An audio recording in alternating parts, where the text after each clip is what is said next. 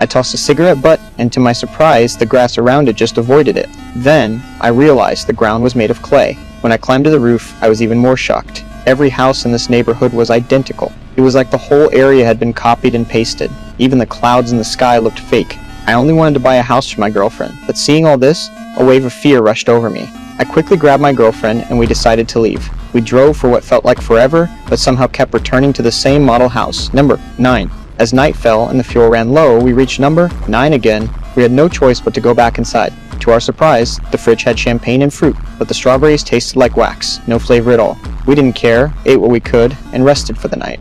The next day, we decided to leave on foot, avoiding any turns. We walked toward the sun. We walked until the sun set, but still hadn't left the neighborhood. Just as we were about to give up, my girlfriend noticed a light coming from a house. She rushed inside, thinking there were others here. But when she entered, the table was filled with the food we ate last night. We were back to square one. The only difference? There was a box at the gate, filled with supplies and food. I felt like I was being toyed with. To make them stop this game, I decided to take action.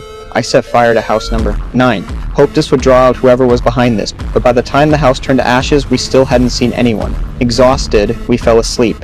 When we woke up, a box had appeared in front of us. This time, instead of food, it contained Eli's baby. On the box, it read, "Raise the child and be released." What was even stranger was that house number 9, the one we burned to the ground, was now fully restored, looking as if nothing had ever happened. We had no choice but to accept this reality, and put our last hope in the message left on the roof. Luckily, the baby grew at an alarming rate. By day 98, he looked like a teenager. Not only did he look just like a regular kid, but he had an incredible ability to mimic. He could almost perfectly replicate everything we said. I hadn't given up on escaping, and I followed the rules. The trash was to be put in a box, and someone would come to collect it.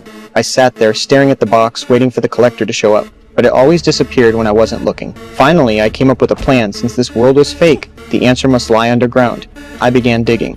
I thought that if I dug deep enough, I would reach the real world. Day and night, I dug, from hope to obsession. Sometimes, I swore I could hear sounds from below, sounds just like the ones the boy made while watching TV. Then, I made a desperate decision. I wouldn't let my girlfriend feed the boy anymore. I locked him in the car outside. I believed that whoever was behind this wouldn't let him die, but my girlfriend softened. The long time spent with the boy made her care for him. After this, things between us began to change. I stopped caring for her and the boy, and dug relentlessly. When I grew tired, I slept in the hole, and when I woke up, I dug again. Meanwhile, my girlfriend came up with her own plan. She wanted to uncover the mystery of the boy. One day, the boy brought a book from somewhere, full of strange symbols, but the pictures made it clear. It was a book about studying humans. My girlfriend wanted to know where the book came from, but the boy was guarded, refusing to say. So she pretended to play a mimic game with him, asking him to imitate everyone he had seen. And then